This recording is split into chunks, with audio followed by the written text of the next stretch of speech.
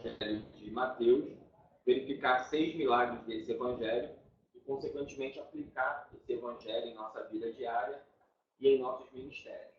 Então, no último curso que nós temos, nós vimos que o Evangelho de Mateus ele tem uma estrutura, né, que através dessa estrutura, a gente pôde perceber no prólogo a intenção de mostrar que Jesus é aquele que muda a história, aquele que renova a história dos homens e aquele que também inicia uma nova história dos homens.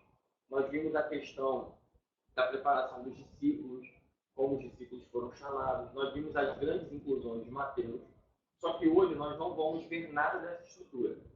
Hoje aqui o objetivo é a gente ir direto para o texto bíblico e em cima do texto bíblico a gente aprender algumas coisas sobre os milagres de Jesus. Então, vocês que estão aqui no encontro presencial, vou pedir para que vocês abram a Bíblia em Mateus 8. Mateus 8 vai ser o início do nosso encontro aqui, por onde nós vamos começar. Então, a Laura, que está online conosco, ela vai também abrir a Bíblia em Mateus 8, tá bom, Laura? Tem alguma Bíblia aí perto que possa acompanhar junto conosco o texto?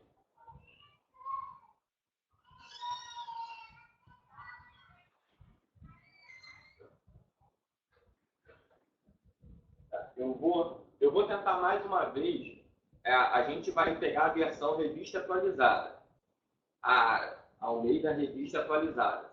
Eu vou tentar mais uma vez aqui compartilhar a Bible Works contigo para ver se você consegue visualizar. Tá bom? Só que eu acho que da vez que nós compartilhamos, a internet ficou um pouco lenta para você, né?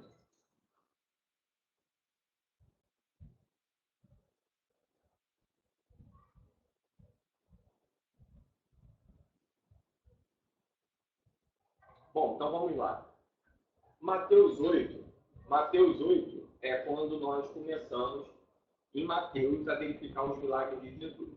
Então, fazendo aqui um apanhado rápido, Mateus capítulo 1, nós chamamos de prólogo, né? Do capítulo 1 até o capítulo 4 de Mateus, verso de número 11, nós chamamos ali da introdução do Evangelho, onde vai falar da genealogia de Jesus, o nascimento de Jesus, a visita dos magos, a fuga de Jesus para o Egito, a matança do primogênito, a pregação de João Batista e a tentação de Jesus Cristo, o batismo e a tentação de Jesus Cristo.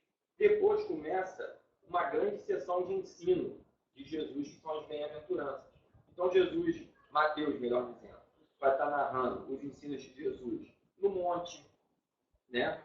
As bem-aventuranças de Jesus, ele ensina sobre justiça, seu ensino sobre ser sal e luz no mundo, como jejuar, como orar, tem uma série longa de ensinos de Jesus. E aí nós chegamos em Mateus capítulo 8, que vai começar uma sessão onde fala de milagres e logo depois aponta alguma coisa dos discípulos. Fala de milagres, aponta para alguma coisa dos discípulos.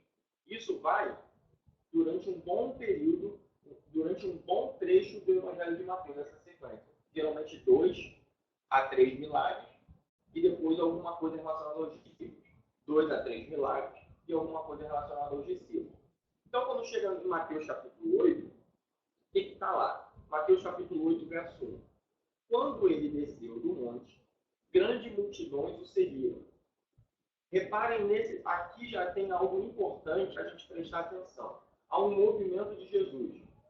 Toda vez que Mateus vai mostrar Jesus se movimentando, é porque ele vai apresentar uma coisa nova. Sempre que Jesus se movimenta, vai ter uma coisa nova. Então, a gente vai ver agora um bloco de 3 milagres. Que milagres são esses? A cura de um leproso, a cura de um centurião e a cura da sogra de Pedro. Nesses 3 milagres, reparem o seguinte, versículo 1. Quando ele desceu do monte. Repararam aí? Mateus 8, versículo 1. Quando ele desceu do monte. Vamos para o outro milagre. Verso 5. Entrando Jesus em Cafarnaum. Então, o primeiro ele desceu do monte. O segundo, entrando Jesus em Cafarnaum. O terceiro milagre, que é a cura da sogra de Pedro. Vou chegar lá, verso de número 14. Tendo Jesus chegado à casa de Pedro. Então, nós temos aqui Mateus indicando 3 movimentos de Jesus Cristo. No primeiro, ele desce do monte e ele vai encontrar um leproso. No segundo, ele entra em Cafarnaum, vai encontrar um centurião. No terceiro, ele entra na casa de Pedro e vai encontrar a sogra de Pedro. Então, isso já tem que chamar a atenção de um estudioso da Bíblia. Por que os 3 milagres acontecem em lugares diferentes? Se mudou o lugar, é porque o autor quer chamar a atenção da gente para alguma coisa, para alguma ênfase diferente do que ele contou anteriormente. Senão, ele continuava no mesmo espaço. Então, ele conta um milagre descendo do monte. Jesus está descendo do monte. Ele conta um milagre entrando em Cafarnaum. Ele conta um milagre entrando na casa de Pedro. Esses milagres, se a gente for avaliar eles individualmente, a gente não entende. Eles precisam ser avaliados em bloco. E reparem, tem 3 milagres juntos, né? E vocês vão perceber no que a gente vai explicar aqui, que esses milagres têm uma ligação profunda uns com os outros. E quando a gente estuda os 3 em bloco, a gente consegue entender os 3 ao mesmo tempo. Então vamos para o primeiro milagre. Primeiro milagre. Deixa eu perguntar se a Laura aqui está conseguindo ouvir bem. Então, Laura, está indo tudo bem aí? Posso seguir? Está dando para ouvir bem? Você está conseguindo visualizar Babilônios? Ou prefere acompanhar na sua versão aí mesmo? Tá, então vamos fazer o seguinte. Você está com uma versão aí para acompanhar, não está? Revista atualizada?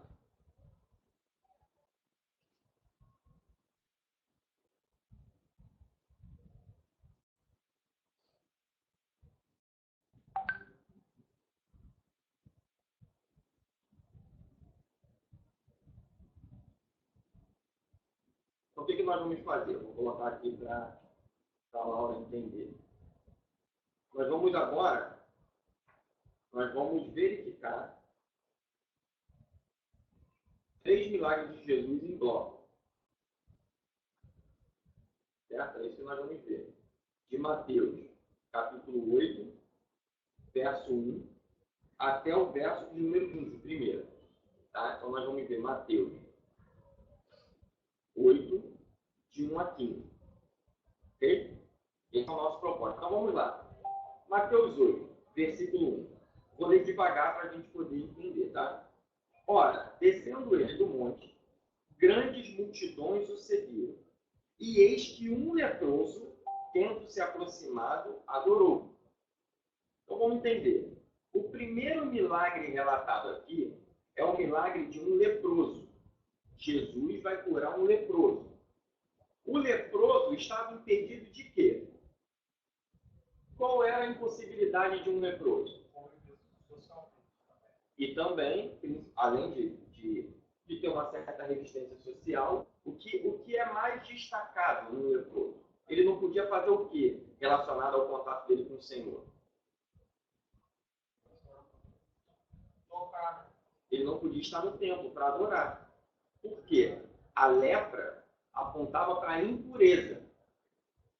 Agora, esse rito da lepra como impureza pertencia a qual povo?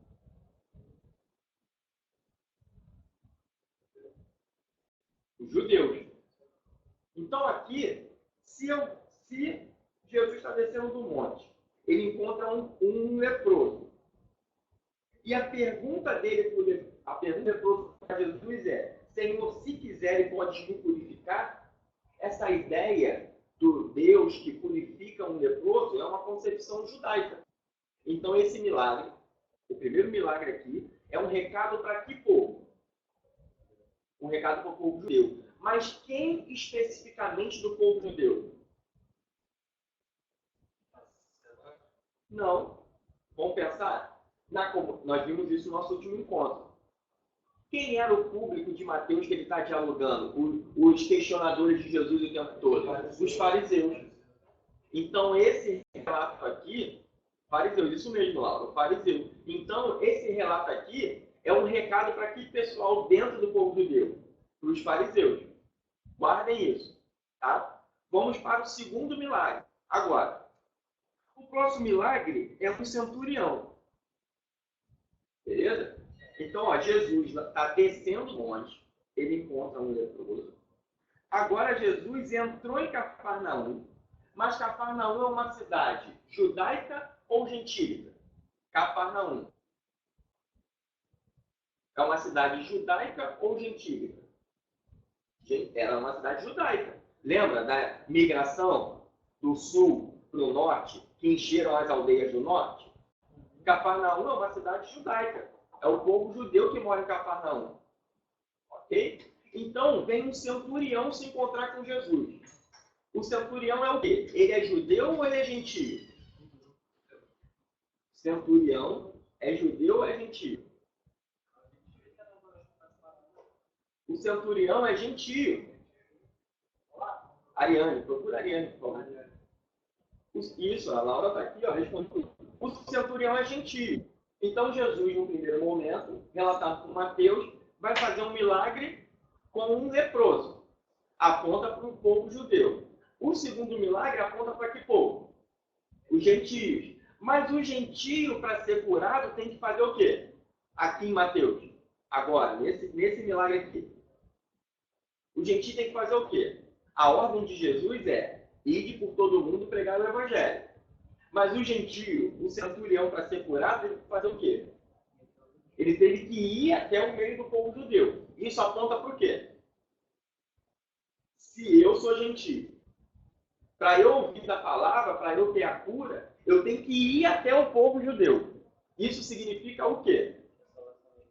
Não. Pensa. Ó, a ordem de Jesus é: ide por todos os povos, pregar o evangelho para toda criatura. Então, o povo tem que ir. Aí o gentio precisa de cura. O povo não está indo. Então, o movimento é o quê? O movimento está sendo o contrário. É isso mesmo. O movimento foi o contrário. Ao invés de um povo de Deus, tem uma ordem de Jesus em Mateus, capítulo 28. A ordem de Jesus é: ide e fazei discípulos de todas as nações. Então, o povo de Deus tem uma missão. Essa missão é de ir pelo mundo fazendo discípulo. A missão do povo de Deus é essa. Só que tem um gentio, relatado aí, no livro de Mateus, que ao invés de o povo ir até ele, ele que teve que ir até o povo.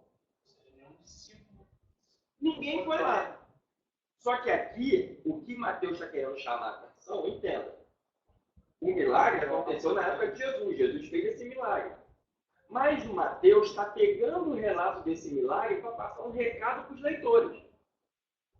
Mateus conta algo que aconteceu lá atrás. Ok? Ele está passando um recado. Então é como se eu falasse assim: Tiago, o fulano teve que vir aqui na igreja para a gente poder ajudar ele. Isso significa o quê? Que nós, igreja, não fomos até essa pessoa. Foi necessário ele ter que vir aqui para pedir ajuda.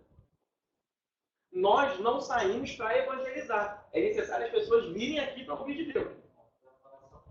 Estamos no movimento contrário. O movimento é de dentro do povo de Deus para fora.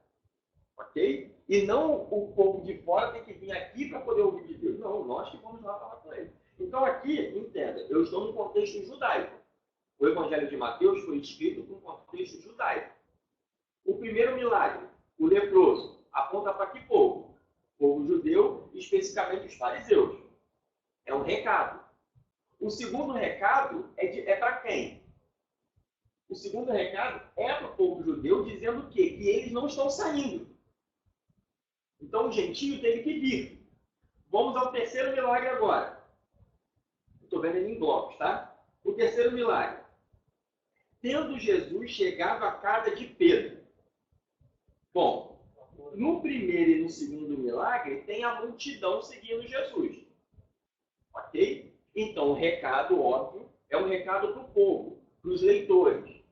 Ok? O segundo milagre, o terceiro milagre, eles estão na casa de Pedro. Quem está na casa de Pedro? Os discípulos. Quem está na casa de Pedro são os discípulos. A casa é um lugar mais restrito. Então, o recado do terceiro milagre é para quem? O discípulo. Mas quem eram os discípulos daquele tempo? Quem eram os discípulos? Qual o nome que a gente dá para os discípulos? Como é que é o nome que se dá para o grupo de pessoas que seguem Jesus Cristo? Pensa aí, todo mundo seguiu Jesus. Formou o quê? Não é só apóstolo. O grupo de pessoas que segue a Jesus formou o quê? Seguidores. Os seguidores de Jesus são o quê? Quando se juntam, formam o quê? A igreja. Então, primeiro milagre, leproso, impureza, povo judeu. Segundo milagre, é um recado que o movimento está contrário. Aponta para o gentio, para o povo gentio. Terceiro milagre, se restringe aos discípulos. Quem segue Jesus. Quem segue Jesus é quem? A igreja. Sim. Pode. Laura, se você tiver alguma pergunta, pode também fazer, tá? Como o texto cita apenas Pedro, tem alguma coisa a ver com Jesus fala que Pedro é o primeiro? Não, aqui ainda não. Ainda não. Mas ele faz questão. Eu vou tentar me aproximar então mais um pouco, porque eu já estou no volume máximo aqui do notebook. Melhorou um pouquinho? Melhorou um pouco? Tá. Agora você me ouve melhor, né? Beleza, então vamos seguir.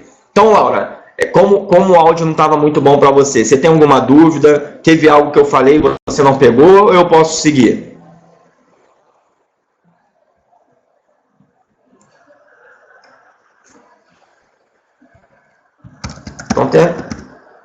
Então vamos lá, vamos fazer um panorama aqui, tá? O Evangelho de Mateus, ele é escrito majoritariamente para um público judeu. Está todo ele num contexto judaico. Há muitas citações do Antigo Testamento, não há muita explicação dos ritos de purificação do judeu, por exemplo. O contexto desse evangelho é um contexto todo judaico. Então o público leitor é um povo judeu, os judeus que estão seguindo a Jesus Cristo. Então o primeiro milagre que Mateus vai relatar é o milagre de um leproso. Está apontando para alguém que tem lepra. E o pedido do leproso é se Jesus pode purificar ele. Esse rito, né, de purificação da lepra, essa concepção da lepra como algo impuro, aponta para o povo judeu. Então esse primeiro milagre é uma mensagem para o povo judeu, porém, especifica muito bem a questão da impureza. Então, qual era o grupo entre os judeus que se mostra como confrontador de Cristo e da mensagem do Evangelho? São os fariseus. Então, deduz-se que esse primeiro milagre é um recado de Mateus para os opositores, para os fariseus, para aqueles que não estão adorando, para aqueles que não estão seguindo. O segundo milagre aponta para um centurião. O centurião é gentio. Só que tem algo estranho. O gentio está no território do judeu. Para ele obter a cura, né, do seu criado, ele teve que ir até o povo judeu. É um recado, tem multidões seguindo a Jesus. Verso número 1 do capítulo 8. Ele desce do monte e uma multidão segue ele. Quem é a multidão? A multidão são os leitores. São os leitores do Evangelho de Mateus. Então ele está dizendo, olha, um gentio teve que vir aqui para poder ser curado. Para os leitores, isso é um recado. Que recado é esse? De que eles não estão indo. Eles não estão saindo até os gentios. Eles estão ficando ali no quadradinho deles. E os gentios estão tendo que fazer o que para ouvir do Evangelho? Estão tendo que ir até eles. O terceiro milagre é na casa de Pedro. Pedro é o quê? Um discípulo. Um apóstolo, um discípulo de Jesus. Então restringiu mais ainda o grupo. Dentro da casa está a multidão? Não. Dentro da casa está quem? Os discípulos, os seguidores, verdadeiros. Só que aqueles que seguem a Jesus nós chamamos de quê? De igreja. Então, primeira coisa que nós vimos aqui hoje são os movimentos. Os movimentos no Evangelho de Mateus nos ajudam a entender que algo novo vai ser apresentado, um ensino novo vai ser apresentado. Então nós vimos que ele desce do monte, nós vimos que ele entra em Cafarnaum, nós vimos que ele chega à casa de Pedro. São 3 marcações de tempo na narração. A narração não é contínua. A narração é ele descendo do monte, encontrou um leproso. Ele entrando em Cafarnaum, um centurião se apresenta a ele. Ele entra na casa de Pedro e vê a sogra de Pedro acamada. Ok? Então, as marcações de tempo aqui apontam para o ensinamento novo que vai ter no texto. Vamos nos concentrar agora nesse milagre do discípulo, da casa de Pedro, e a partir dele entender os outros. Analisem comigo a sequência desse milagre. Analisem comigo a sequência desse milagre. Mateus capítulo 8, verso 14. Qual é a primeira ação de Jesus? Qual é a primeira ação de Jesus narrada aqui no texto? Ele chega e vê. A primeira ação dele é chegar. Ok? Então Jesus chega. Ele chegou na casa de Pedro. A segunda ação de Jesus qual foi? Ele vê. A segunda ação de Jesus é ver. A ação de Jesus narrada por Mateus. Então Mateus faz questão de colocar que ele chega à casa, que ele vê a sogra, e agora ele faz o quê? Antes de tocar faz o quê? Ele descreve o problema. Ele diz. Isso. Ele diz. A sogra de Pedro, acamada e ardendo em febre. Ele descreve o problema. Depois Jesus faz o quê? Depois Jesus toma ela pela mão. Jesus não toca nela. Jesus toma ela pela mão. Aqui está dizendo assim, e a sogra de Pedro pediu para Jesus curar. Aqui está dizendo, e a sogra de Pedro foi até Jesus. Não. Ela está completamente passiva aqui. Ela está na cama, doente. O centurião, isso mesmo. O centurião foi até Jesus. Jesus aqui foi até quem? Até os discípulos. Né? Até a sogra de Pedro. E aqui ele toma pela mão. Ele pega e toma. Ele não pede permissão, ele não faz nada. Ele vai e toma ela pela mão. Quando ele toma ela pela mão, o que acontece com a febre? A febre, mas aí não diz que a febre vai embora. A febre deixa. A febre faz o quê? A deixa. Ó, a febre deixa ela completamente. E depois ela faz o quê? Então tem a questão. Toma, deixa e serve.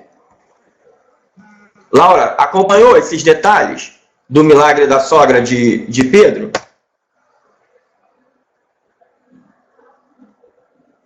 Sim. Então vamos entender agora. Esse episódio, Jesus chega, Jesus vê, Jesus descreve, Jesus toma, deixa tudo e serve Jesus. Lembra o quê? Lembra o quê? Jesus chega num lugar, ele olha, aí vê dois irmãos fazendo alguma coisa, que larga tudo. O chamado eficaz de Jesus.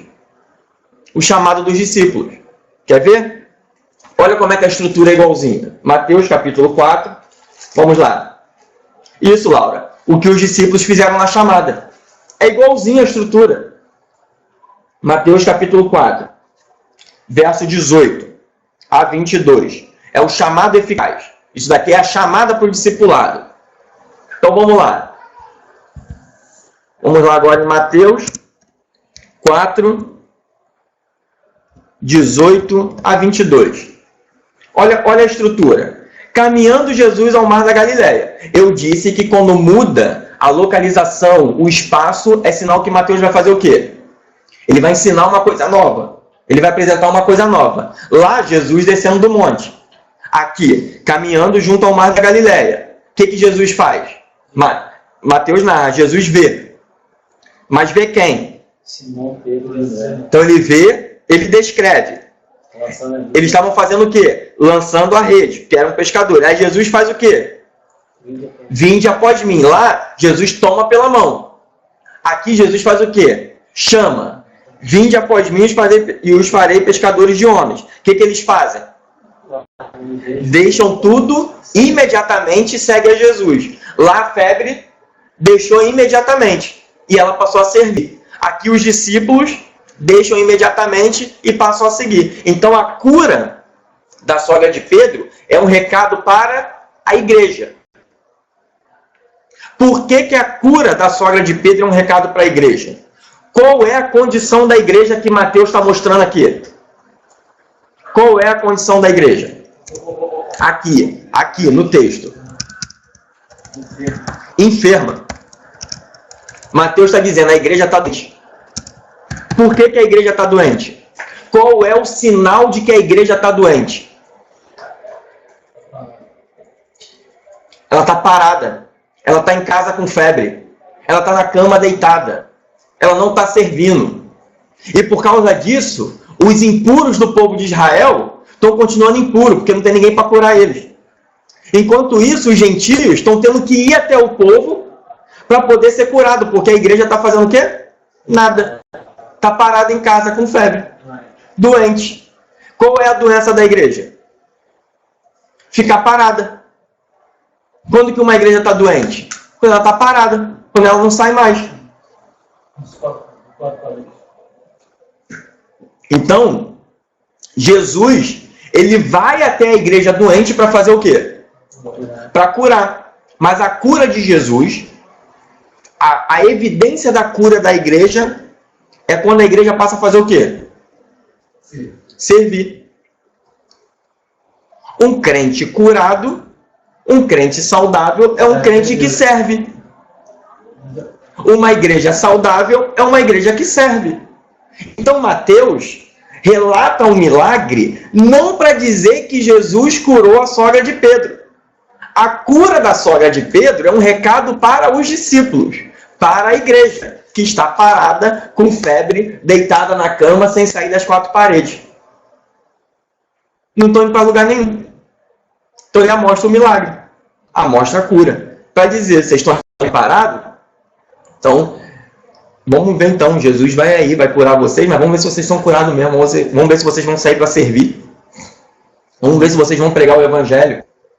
Então, o evangelho de Cristo, no primeiro milagre, que é o milagre do leproso, é o evangelho que alcança o impuro. É o evangelho que alcança aquele judeu que não consegue seguir a Jesus. O segundo milagre é o evangelho que alcança o gentio. O terceiro milagre é o evangelho que levanta a igreja. Porque o impuro e o centurião, eles precisam do evangelho para ser curado e para seguir Jesus. A igreja que já é salva precisa do evangelho para quê?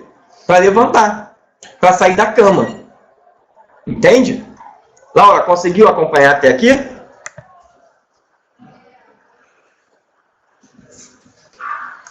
Então, isso não acontece muito, Laura. Uma igreja parada dentro das quatro paredes, sem sair, na verdade, se preocupando só com coisas internas, com seus cultos, em encher a própria igreja, e não sai mais.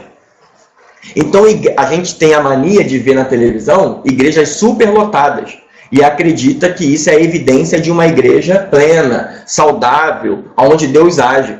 Mas Mateus está ensinando que uma igreja viva é uma igreja que serve. É uma igreja que sai. Não é uma igreja que fica dentro das quatro paredes. Esse é o recado. Até porque... A Laura está dizendo aqui, ó, discutindo teologia e não saem para evangelizar. Mas é verdade. Fala, Tiago. Até porque as casas de pessoas como Pedro, naquela época, eram pequenas. Né? Como igrejas pequenas, como templos pequenos, e poucas pessoas. As pessoas se reuniam aonde? Nas casas. Só que elas se reuniam e ficavam nas casas. Ninguém saía para pregar o evangelho. Aí olha como é que a coisa é interessante. Olha como é que ganha corpo. O impuro, né? Mateus 8. Vamos voltar a Mateus 8. Ó. O impuro faz o pedido a Jesus. Eu estou no capítulo 8, verso de número 1. O pedido do impuro é: Senhor, se quiseres, podes purificar-me. E Jesus, estendendo a mão, tocou nele, e dizendo: quero, fica limpo. E imediatamente ele ficou limpo de sua lepra. Então a lepra, a impureza, ela foi sanada a partir do toque e do relacionamento de Jesus com ele. Então a igreja precisa ir de encontro às pessoas que estão afastadas da comunhão, das pessoas que não estão adorando ao Senhor, das pessoas dentro do próprio povo que se diz povo de Deus, que estão impuras, por algum motivo. Impuro no sentido de não estar adorando, de não estar cultuando. Entendeu? Não estão servindo. O centurião vai dizer aqui no texto que ele... Olha como é que a coisa é interessante. Olha como é que Mateus é sutil no milagre que ele vai apresentar. Verso 8. Vamos do verso 6. Senhor, o meu criado jaz em casa de cama, paralítico, sofrendo horrivelmente. Então tem um gentio, no território gentio, paralisado, paralítico. Não pode se mover até onde? O que está lá paralisado não pode fazer o quê? E até a igreja. Não pode ir até a igreja para poder ouvir, para poder ser curado. Não pode ir, ele é paralítico. Aí o centurião vai e intercede por ele. O centurião vai e intercede por ele. Qual é? Jesus diz, eu irei curá-lo. Mas qual é a fala do centurião? Ele não é digno que Jesus entre na casa dele. Beleza, o centurião diz, não sou digno que entre em minha casa. Mas qual é o modo de cura que o centurião propõe? Ele não dá só uma palavra. Pela fé, né? Não palavra. Sim, a fé, mas basta o centurião fazer o quê? Basta Jesus falar o quê? Uma palavra. Então, o que vai curar o gentio que está lá paralisado é o quê? A palavra. Só que, para ter palavra lá, a igreja precisa fazer o quê? Se mover para lá e pregar. Mas a igreja está indo? Não. Como a igreja não está indo, como é que está o povo gentio? Paralisado. Então eu posso afirmar que o centurião, naquele momento, ele foi uma igreja? Não, ele está vindo com um recado, está paralisado. Ele está vindo também para ouvir, ele tem fé. Ele conhece Jesus. Conhece Jesus, mas o problema dele é o quê? É o povo lá, o gentio, o amigo dele, o criado dele, que está o quê? Paralisado. Que não pode vir para seguir a Jesus. O que é que vai libertar esse homem da paralisia? É a palavra. Só que a palavra, para ser pregada, precisa de quê? Que a igreja pregue a palavra. Que os discípulos preguem a palavra. A ordem foi: ide por todo mundo e fazei discípulos. Então a igreja tem que ir e pegar a palavra. Né? Só que a igreja aqui da comunidade mateana está fazendo o quê? Todo mundo parado. Não tem palavra. Eles estão lá, dentro das quatro paredes, todo mundo quietinho. Os gentios, tudo paralisado. E a igreja doente. Entenderam? E a igreja doente. Aí, Jesus vai, toma a igreja pela mão, a sogra de Pedro, toma, é como se fosse uma ordem, me segue. Ele não pede autorização. Ele não espera a sogra dizer que quer ser curada. Porque se é a igreja, se é discípulo, já segue Jesus. Então a igreja doente, Jesus faz o quê? Toma, vai lá e cura. Ele vai até o povo para quê? Para curar. Isso está mostrando o quê? A doença dos discípulos. A doença daqueles que seguiam a Jesus. Aí o texto continua. Vamos para a transição. Verso 16, acontece outra transição. Não está aí? Olha o verso 16. Chegada a tarde. Vai vir uma outra coisa. Mas está tudo ligado nesses milagres. Ó, chegada a tarde, trouxeram-lhe muitos endemoniados. Então, levam até Jesus muitos endemoniados. Mas qual é a ação de Jesus aqui? E ele, meramente com a palavra, expeliu os espíritos e curou todos os que estavam doentes. A palavra teve duas ações aqui, narrada por Mateus. Quais foram as duas ações? Expulsar e curar. Mas vamos melhorar isso? A primeira ação da palavra foi expelir algo que está relacionado a demônio. Expulsar algo que está relacionado a demônio. A segunda ação da palavra foi curar as doenças, que é algo relacionado ao homem. Então há uma maldade que é relacionada a demônios. Mas há maldade que é relacionada ao homem. Doenças que devem ser libertos, né? Os homens serão libertos disso por causa de quê? Da palavra. Exclusivamente pela palavra, para que se cumprisse o que fora dito por intermédio do profeta Isaías. Ele mesmo tomou as nossas enfermidades e carregou com as nossas doenças. Então, ao mesmo tempo que a igreja está paralisada, há também a multidão, os leitores, que estão paralisados.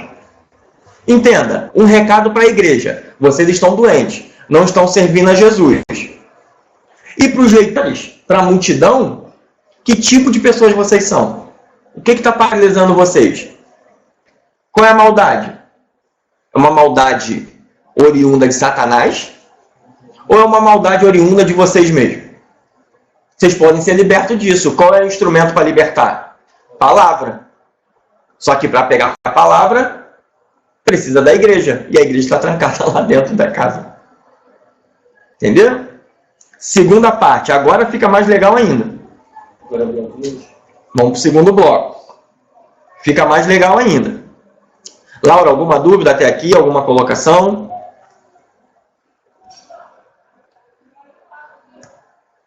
Tá tudo indo bem? Tá dando para entender? Tô muito acelerado? Não? Tô... Obrigado. Então vamos lá. Verso 18. Olha que coisa interessante. Olha que coisa interessante. Verso 18. Vendo Jesus muita gente ao seu redor, ordenou que passassem para outra margem. Jesus está onde aqui? Qual é a localização de Jesus? Ele está onde? Em que cidade ele está? Cafarnaum. A cidade de Jesus é Cafarnaum. Ele desceu do monte no verso 1. No verso 5 ele entrou em Cafarnaum. E no verso 14 ele entrou na casa de Pedro. Certo? E ali ele curou a sogra de Pedro e depois trouxeram demoniados até Jesus. Aí depois Jesus percebe o quê? O que Jesus vê? Tem muita gente. Ou seja, em Cafarnaum já tem muito o quê? Em Cafarnaum já tem muito o quê? Já tem muito discípulo. Já tem muito seguidor. Já tem muita gente que entendeu do Evangelho. Só que a igreja de Cafarnaum fez o quê? Da comunidade de Mateus? Ficou parada. Pronto. Vamos parar. Só que a ordem é para fazer o quê, gente? A ordem é para se movimentar, é ir por todo mundo pregar o Evangelho, é ir de fazer discípulos. Aí o que Jesus faz? Jesus ordena para eles a fazerem o quê? Passar para o outro lado. Passar para outra margem. Mudar de local. Ir para outro povo. E o outro povo, vamos lá. Verso de número 28. Vamos dar um pulo no 28, depois eu vou voltar. Tendo ele chegado a outra margem, que lugar ele chegou? Gadara. A terra dos Gadarenos. Gadara. Então Jesus chega em Gadara. Uma terra gentílica. Então qual era a resistência da igreja da comunidade de Mateus? Os gentios. Eles tinham resistência a fazer o quê? Falar de Jesus, falar do evangelho para os gentios. Era uma igreja que se enclausurou, ficou com muita gente, mas que não estava nem aí para os gentios. A ponto de um gentio tem que atravessar o mar para poder ir ouvir lá do evangelho de Cristo. Isso acontece ou não acontece nos nossos dias hoje? Não acontece? Não se dava. Não se dava. Não é verdade? A igreja fica parada e acha que Tem que trazer o povo para cá. E não a igreja aí para pregar o evangelho. Aí vamos lá. Voltando para o 18. Estou voltando para o 18, Laura. Vendo Jesus muita gente ao seu redor, ordenou que passassem para outra margem. Então, aproximando-se dele, um escriba lhe disse: Mestre, seguir-te-ei para onde quer que fores. Mas Jesus lhe respondeu: As raposas têm seus covis, as aves do céu ninham, mas o Filho do Homem não tem aonde reclinar a cabeça. Por que o povo, em primeiro lugar, não queria ir para o outro lado pregar para os gentios? Porque eles não queriam perder o conforto de suas casas. Questão de ser da zona do conforto? Eles querem continuar confortáveis. Eles querem continuar todo mundo ali, tranquilão, em suas casas, partindo pãozinho ali entre eles. E deixa o gentio para lá. Segunda resistência, verso 20. Verso 21. E outro dos discípulos, reparem que quem fala é discípulo. E outro dos discípulos lhe disse: Senhor, permite-me ir primeiro sepultar o meu pai. Aqui não é uma ideia de que o pai está morto e Jesus é insensível e diz: deixa que os mortos sepultem seus mortos. Não é isso que o texto está dizendo. O texto aqui é uma ideia de que o discípulo está pedindo para Jesus esperar o pai dele morrer para ele poder seguir a Jesus. Deixa meu pai primeiro morrer para eu ir. Para eu ir para o outro lado. O que está prendendo ele? Então aqui, pastor, aqui a ideia então não é que o pai está morto. Não. É que ele vai esperar o pai morrer para depois do pai morrer ele seguir. A ideia é: deixa meu pai morrer primeiro para depois eu ir. A Laura já respondeu aqui: família. Primeira coisa que amarra o povo: conforto. Jesus vai dizer: olha, eu não tenho nem onde dormir. Eu não tenho nem aonde descansar. Você quer me seguir? Então, saiba que vai ser a mesma coisa. Segunda resistência do povo sair: família. Não posso ir porque tem que curtir meu pai. Tem que aproveitar minha família. Na verdade é Deus, família, igreja. O pessoal faz isso. E eu já falo aqui, deixa que os mortos lutem seus mortos. Segue-me. Sim, pastor Wilson. Não, isso aí são várias condições que a pessoa coloca. Não só a família, coloca a condição social. Essas são as desculpas que o povo inventa, que nós inventamos, para não seguir Jesus. Você ouve muito assim, entendeu? Quando eu for para a igreja, eu vou esperar parar de beber. Aí eu vou conseguir. Então, sempre aquelas desculpas para rapaz. Não quer tomar posição certa. Pois é. É isso mesmo, são as desculpas que o povo dá para não seguir Jesus. A pessoa está dizendo então que sepultar o pai é esperar o pai morrer. Aqui, o pedido dele é assim. Jesus fala, deixa que os mortos enterrem os mortos. Sim, porque o Jesus está preocupado com a vida. O camarada quer curtir a família dele e depois que a família dele se for, o pai morrer, aí sim ele se dedica a Jesus. Eu estou falando, me segue. Quem quer vir, vem. Oi? Aí você dissesse, quem quer vir, tem vir, quem é. Não, ele está chamando, segue-me. Aí o camarada dá uma desculpa. Deixa eu curtir minha família primeiro. Deixa eu primeiro sepultar meu pai. Jesus não perde tempo com ele. Jesus entra no barco e vai. Isso é um recado. Lembra, tem uma multidão ao redor. Isso é um recado para a multidão, do que está aprendendo a multidão de seguir a Jesus. Só que ali, em Cafarnaum, já tem muita gente. Precisa fazer o quê? Ir para o outro lado. Só que quando a gente resolve seguir a Jesus, quando a gente resolve ir para o outro lado, quando a gente resolve enfrentar o mar, quando a gente resolve pregar o evangelho para os povos que estão longe, o que a gente enfrenta? As tempestades. As crises. Aí está lá, verso de número 23. Então, entrando ele no barco, seus discípulos o seguiram. Então, os discípulos de Jesus, os verdadeiros discípulos, fazem o quê? Seguem. E quem não é discípulo, dá desculpa. Já viu gente na igreja dando desculpa? Temos que fazer um mutirão. Pastor, tem aquela prova da faculdade para fazer. O mutirão é de 8 às 10 da manhã só. Pô, não dá para ir que eu tenho aquela prova para fazer. Pô, não dá para ir que eu tenho que levar o carro no mecânico. Pô, não dá para ir que eu tenho isso, não dá para ir que eu tenho aquilo. O texto está mandando um recado. Esse problema não é um problema do nosso tempo. Isso já tinha naquela época. O povo dava desculpa para não seguir Jesus. Então Jesus diz aqui, ó, é bem claro, Mateus, né? Então, entrando ele no barco, seus discípulos o seguiram. Entende? Ele especifica, seus discípulos o seguiram.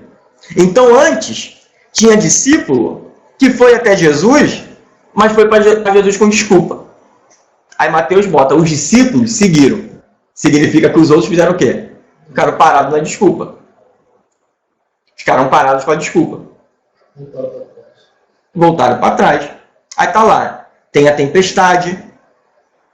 Vem as ondas crescem. Aí os discípulos fazem o quê? Os discípulos fazem o quê?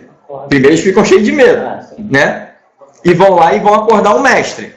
Então, ó, eles estão no barco para passar para o outro lado. Eles estão no barco para passar para o outro lado. Orientado por ele. Orientado por Jesus. É Jesus quem manda o povo ir para o outro lado. Não é o povo que parte por si só. É o Evangelho que nos manda ir por todo mundo pregar o Evangelho. Não é uma coisa que parte da gente. Então, se Jesus está mandando ir, Jesus vai estar presente em todo o processo. Mas os discípulos mostram o que aqui? Uma fé muito pequena. Um desconforto. E Jesus está fazendo o que no meio da tempestade? Dormindo. Descansando. Então, qual é a ação de um discípulo de Cristo quando enfrenta a tempestade? O que ele deve fazer? Um discípulo de Jesus enfrentando tempestade? Descansar. Uma coisa é eu enfrentar a tempestade porque eu pequei. Consequência do pecado. Por causa de erros. Outra coisa é eu enfrentar a tempestade porque eu estou fazendo a obra de Deus. Quando eu estou enfrentando tempestade porque eu estou fazendo a obra de Deus, o ensinamento de Mateus aqui é para a gente fazer o quê? Descansar. Porque Jesus está no barco. Eu não estou sozinho nesse barco. Ele está com a gente. E se ele está com a gente, ele acalma a tempestade quando ele achar que tem que acalmar. Mas o barco vai afundar? O barco vai virar? A gente vai perecer? Não, porque Jesus está com a gente. Então o povo não ia, em primeiro lugar, conforto. Em segundo lugar, família. Em terceiro lugar, por medo. Não tem gente que tem medo de seguir a Jesus, de se entregar por completo? É isso. Os milagres estão ensinando isso aqui. Aí Jesus vai, acalma a tempestade, eles chegam a Gadara. Lá em Gadara, tendo ele chegado à outra margem, a terra dos gadarenos, vieram-lhe ao encontro 2 endemoniados saindo dentre os sepulcros, e a tal ponto furiosos que ninguém podia passar por aquele caminho.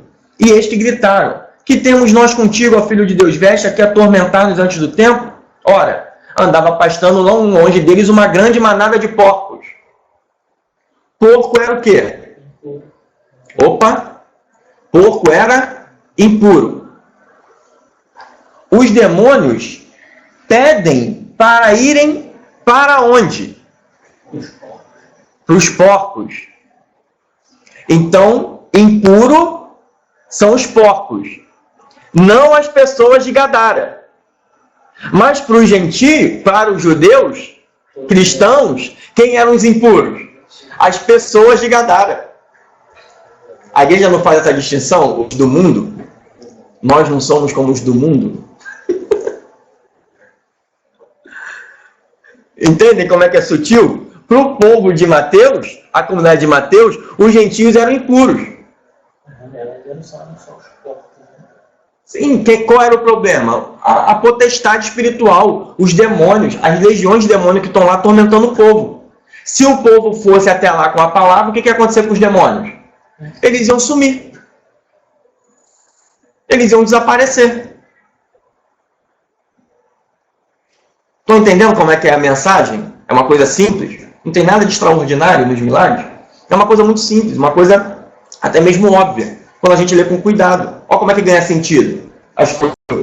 Aí eles vão, saem, né? Os porcos caem no despenhadeiro, os porqueiros fogem, chegam na cidade e contam todas as coisas o que aconteceram aos endemoniados. Então toda a cidade saiu para encontrar-se com Jesus e vendo-lhe rogaram que se retirasse da terra deles.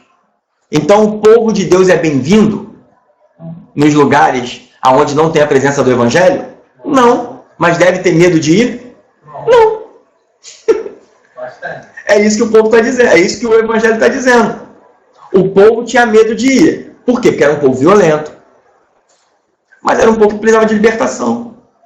Precisava do Evangelho. Precisava que alguém desse a palavra para ele. Cristo vai, leva os discípulos. Eles enfrentam a tempestade. Cristo acalma a tempestade. Eles pregam o Evangelho, Cristo vai lá, fala do Evangelho, aqueles demônios saem, aqueles homens estão libertos. Só que o que aquela cidade faz? Manda o povo embora de novo. Manda o povo embora. Por quê? Essa ideia da igreja amiga do mundo não é uma ideia bíblica, não. Essa ideia de política que a gente está vendo aí, que se dizem cristãos, apoiando um monte de ação contrária às escrituras, contrária aos princípios de Deus, mentindo, envolvidos em corrupção, isso não é uma ideia bíblica, não. Porque a igreja, ela não é bem-vinda no mundo. Cristo não foi. Cristo foi. Cristo sofreu. Cristo padeceu perseguição. Então essa ideia da igreja vivendo um bem-estar, isso não existe nos evangelhos, não. Nós falamos uma mensagem que o mundo não quer ouvir. Nós vivemos uma vida que ninguém quer viver. E nós seguimos a Deus que ninguém quer seguir. Como é que a gente vai ser amado nesse mundo? Como é que a gente vai ser amado nesse mundo? Entende?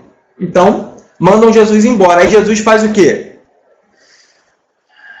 Capítulo 9. Entrando Jesus num barco, passou para o outro lado e foi à sua própria cidade. Ele voltou para onde? Então vai ter um novo ensino. Olha que coisa interessante. É isso que vocês têm que perceber e marcar quando vocês vão estudar o Evangelho.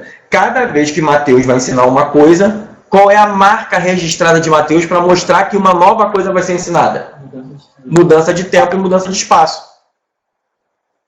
Ele entra na cidade, ele desce do monte, ele entra no barco e vai para o outro lado, ele volta para a sua cidade. Tem isso a todo momento no Evangelho de Mateus. Então, quando vocês estiverem lendo o Evangelho, aparecer um movimento de Jesus tem que chamar a atenção. Algo novo vai ser explicado.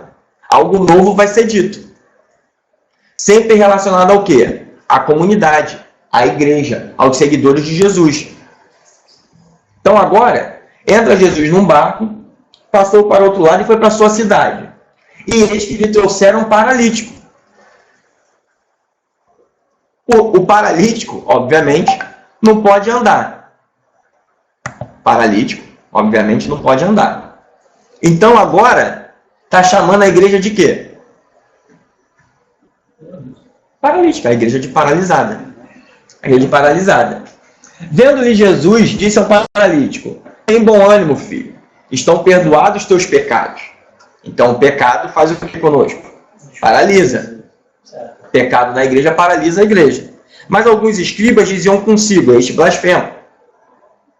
Alguns escribas. Jesus, porém, conhecendo-lhes o pensamento, disse: por que cogitais o mal no vosso coração? Lembra lá do milagre da expulsão dos demônios na porta da casa de Pedro?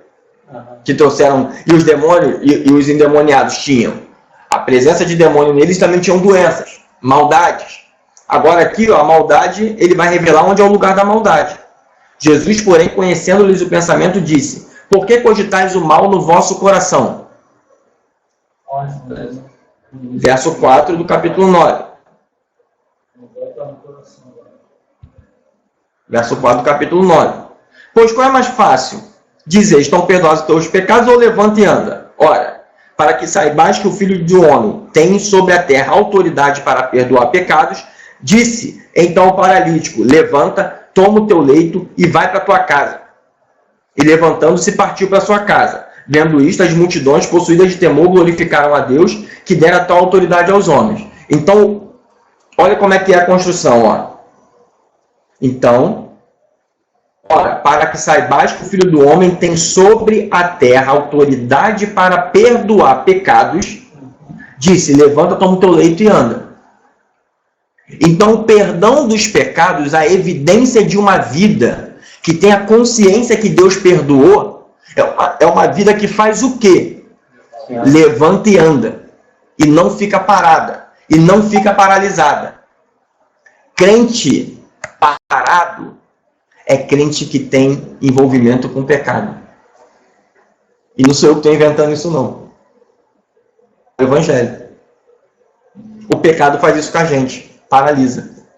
Deixa a gente quietinho, sentado no banco, olhando para o culto. Acaba o culto, entra no carro e vai embora, paralisado. Chega domingo, vem para o culto de novo, senta no banco, assiste o culto e vai embora paralisado. E volta para o culto e assiste o culto e vai embora paralisado. Paralítico. Pecado. Distanciamento de Deus. Vida vazia. Sem presença de Deus dentro. É isso.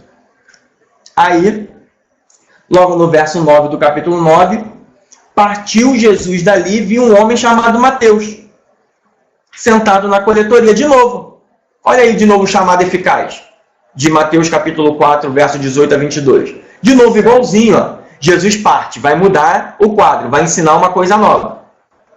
Não é? Eu disse que toda vez que tem uma mudança de espaço e tempo é porque uma nova coisa vai acontecer. Partindo Jesus dali, viu um homem chamado Mateus. De novo ele viu. Ele vai descrever. Mateus está fazendo o quê? Sentado na coletoria. Aí Jesus chama, segue-me. Ele se levantou e o seguiu. Então, como que os homens vão deixar de ser paralíticos? Quando que os homens vão deixar de ser paralíticos? Quando eles levantam e seguem. Mas para eles levantarem e seguir, precisa haver o quê? Um chamado. Esse chamado vem mediante o quê? A palavra, a pregação do Evangelho.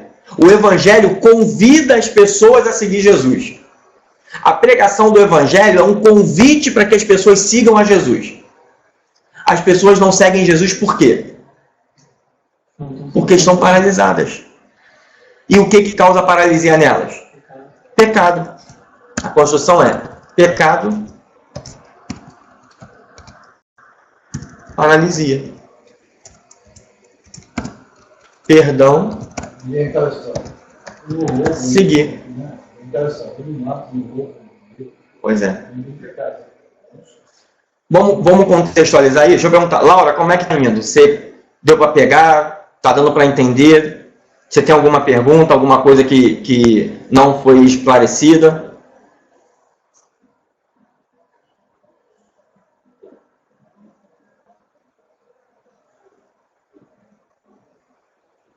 Então, vamos abrir um espaço agora para a gente contextualizar isso, e a gente aí vai perceber como a Bíblia é contemporânea, como a Bíblia trata de questões de hoje. Quem aqui nunca pregou o Evangelho na rua e ouviu assim, quando eu ficar bem velho, quando eu for bem velho, aí eu vou para a igreja, aí eu sigo a Jesus. Quem nunca ouviu isso? Não é meu momento ainda. Isso parece com o quê? Isso parece com o quê? Com aquele discípulo que quando Jesus chamou, deixa eu primeiro enterrar meu pai e depois eu sigo. Deixa eu ficar velho primeiro. Deixa o tempo passar primeiro. Só que Jesus não tem tempo a perder. Jesus passa para o outro lado e deixa ele. Porque os verdadeiros discípulos são aqueles que seguem. Quem aqui nunca já deparou com um depoimento de alguém dizendo assim, não é a hora ainda de eu assumir meu ministério? Porque assim, tem minha família, tem o cinema, tem a praia, eu viajo no final de semana, eu vejo aí vocês pastores, vocês nem dormem direito, quase não vão para casa, eu não estou preparado para isso ainda. Esse é o discurso. Mas na verdade a pessoa não quer abrir mão do quê? Do conforto. Do conforto. Aí vem uma pergunta de um leigo. Sim.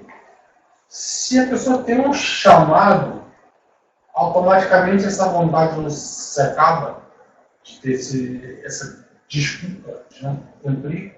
O chamado é para todo mundo ir pregar o Evangelho. Esse chamado já está feito. Nós fomos salvos por Cristo para cumprir uma missão. Pregar o Evangelho, sim, se for de ministério. Pregar o Evangelho é um ministério, é um serviço. Ministério é um serviço a Deus. Ó, lá quando cura a sogra de Pedro, quando ele vai lá e cura a sogra de Pedro, o texto vai dizer que ela imediatamente o serviu. Sabe qual é a palavra lá para servir? Lá? Vocês sabem qual é a palavra lá para servir? Diaconia. Diaconia. Aqui no texto aqui, ó. Mateus 8, verso de número 15. Eu vou copiar para a Laura poder ver também. Vou pegar aqui o texto e vou copiar para ela poder ver. Mateus 8, 15.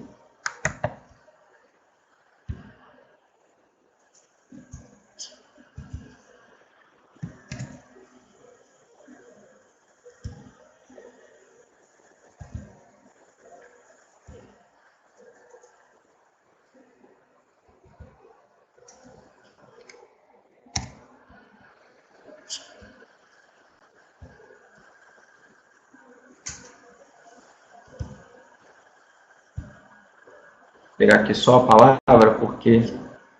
Aqui, ó. Vou pegar aqui para a Laura poder ver. A palavra que está lá.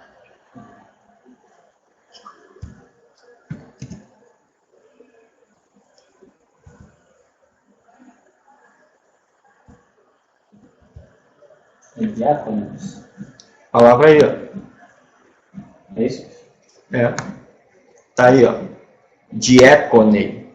É a palavra que está lá, que é o verbo diaconel. É o verbo diaconel.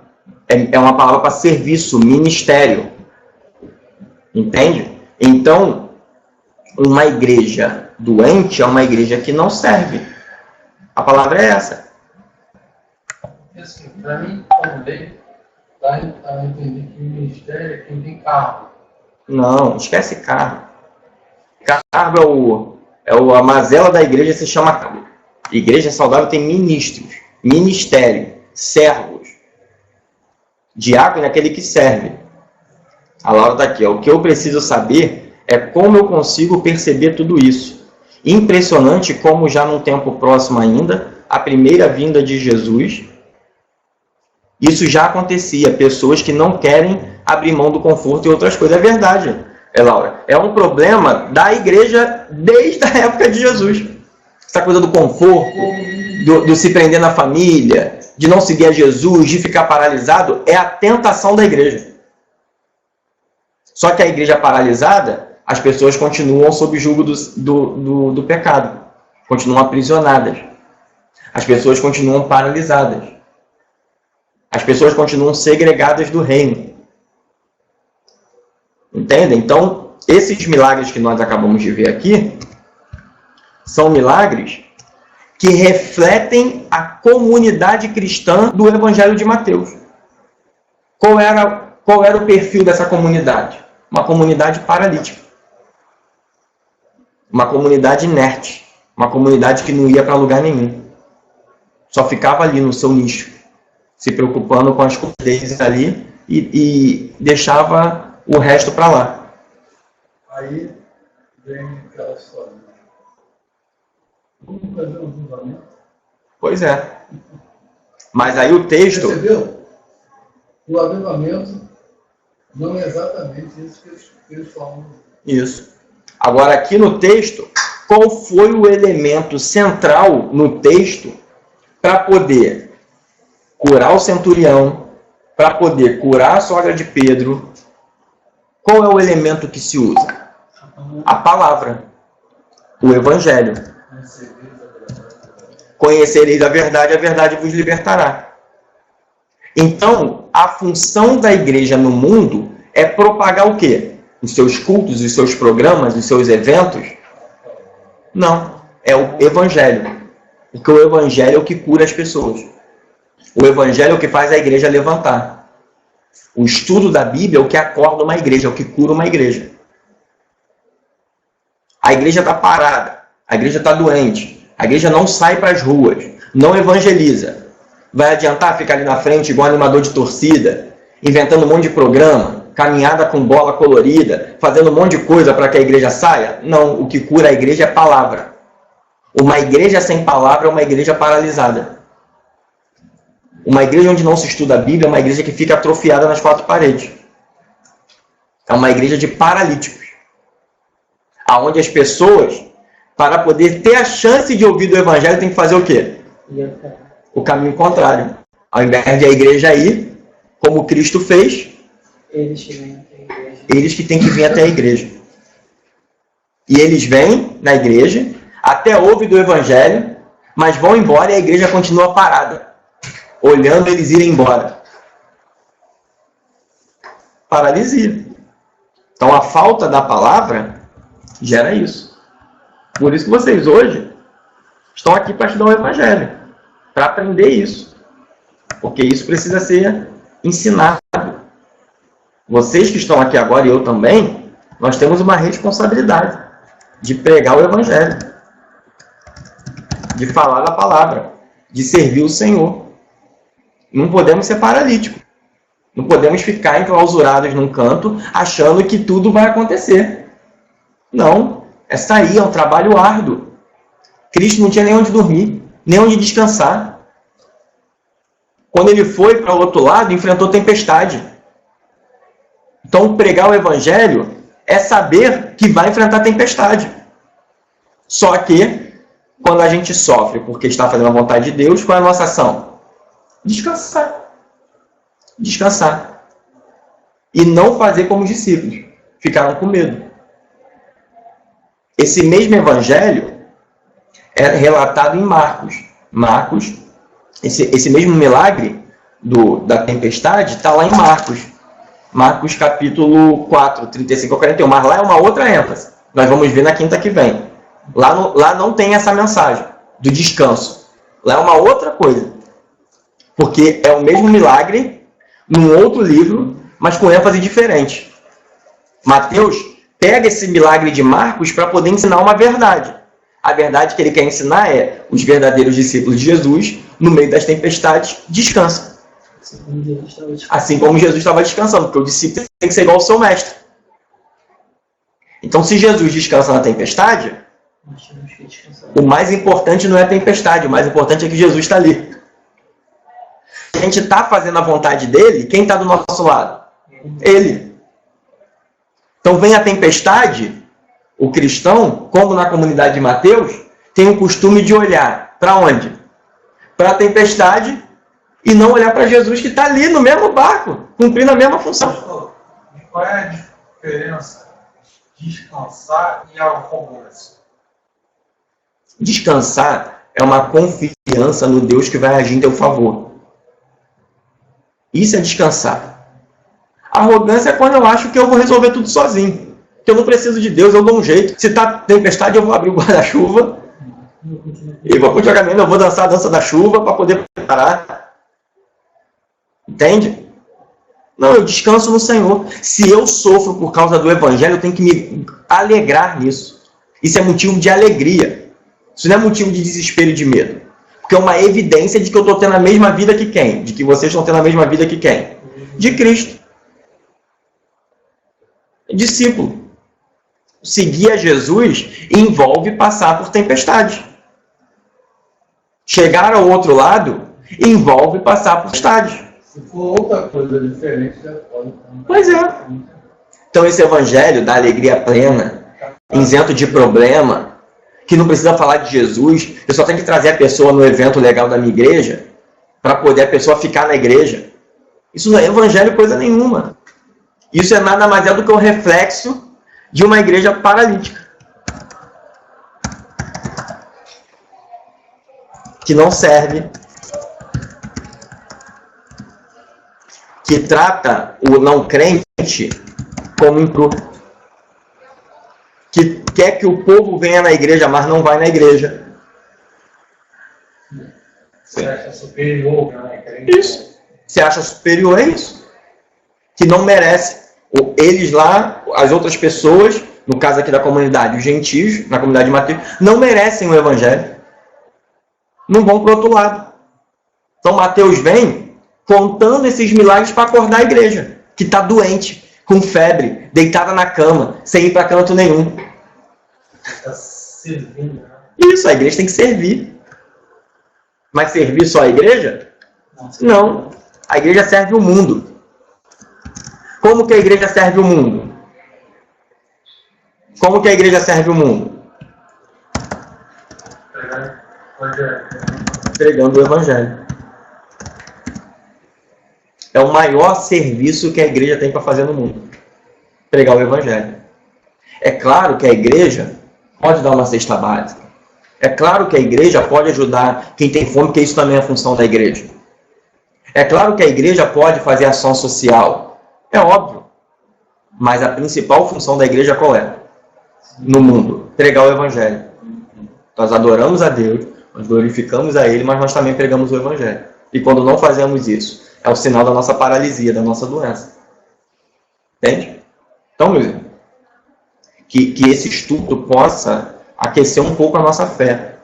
Para a gente ajudar pessoas, para a gente falar mais do evangelho, para a gente ter mais vontade de ler a Bíblia, estudar a Bíblia, porque é isso daqui que cura o povo de Deus. O evangelho no impuro purificou ele, curou ele. A palavra, à distância, curou o centurião, libertou ele lá.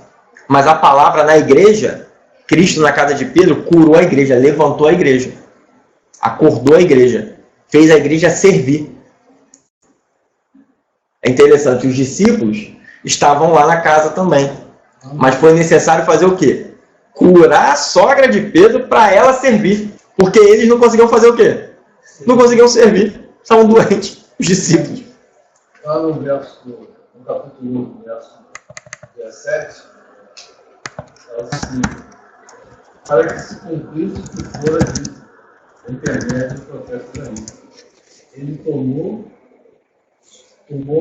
as nossas enfermidades e carregou com as nossas doenças.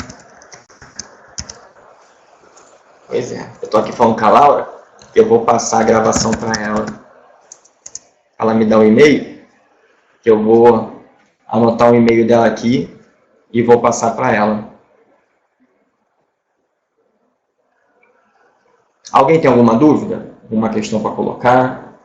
Alguém ficou com alguma dúvida? A pergunta que eu tenho é assim, a gente lê a Bíblia, né? E essa visão muitas vezes faz de despercebido. Sim. Vou falar por mim. Tem outro livro que a gente pode confiar para ajudar no estudo? A gente tem as aulas do seminário, nós temos esses cursos de extensão, entende? Que o seminário vai indicando livros para poder auxiliar. Mas o princípio básico é que a Bíblia interpreta a própria Bíblia. Você viu aqui, não teve nada de extraordinário, a gente só fez uma leitura com calma do texto. A gente só foi lendo o texto com calma. E conseguimos perceber o recado que está sendo dado. A ênfase não é no milagre. O milagre é a mensagem que quer se passar. Ele faz uso do milagre para poder transmitir uma mensagem. Com o tempo, pegando isso, eu já falei aqui, quando tem mudança de espaço, de tempo, é porque vai ter um ensinamento novo. Você saber disso já é importante, você já vai ler a Bíblia com os outros olhos. Se você ler os outros milagres de Mateus só com esse bate-papo que nós tivemos aqui, você já vai ver os outros milagres de um modo diferente, que você já vai ficar tentando qual é o recado que está dando, né? Quais são as mudanças, para quem que está falando. Aqui, é isso mesmo, a Laura falou bem, o milagre é o meio didático.